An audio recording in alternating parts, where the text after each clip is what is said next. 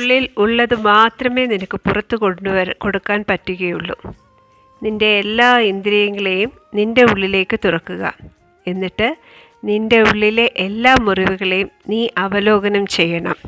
അത് നിനക്ക് ചെറിയ കുട്ടിയായിരിക്കുമ്പോൾ കിട്ടിയ ഏതെങ്കിലും ആഘാതമാകാം, അല്ലെങ്കിൽ എന്തെങ്കിലും ദുഃഖം, പൂർത്തീകരിക്കാൻ പറ്റാത്ത ആഗ്രഹങ്ങളോ എത്തിപ്പെടാൻ പറ്റാത്ത പ്രതീക്ഷകളോ എന്തുമായിക്കൊള്ളട്ടെ. ഇതെല്ലാം നിൻ്റെ ഉള്ളിൽ നിന്നും ഉണ്ടായിട്ടുള്ളതാണ്. എന്തെന്നാൽ നീ നിന്നെ അപൂർണനായ ഒരു വ്യക്തിയായിട്ടാണ് കണ്ടിട്ടുള്ളത്. നിന്നെ പൂർണ്ണമായി നീ സ്നേഹിച്ചിട്ടേയില്ല.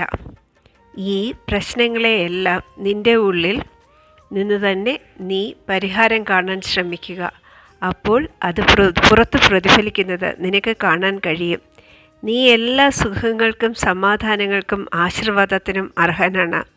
അത് നിനക്ക് വേണ്ടിയും മറ്റുള്ളവർക്ക് വേണ്ടിയും നീ ഉണ്ടാക്കുക. എപ്പോഴും ചിരിച്ചുകൊണ്ടേയിരിക്കുക എന്ന് നിൻ്റെ ബാബ.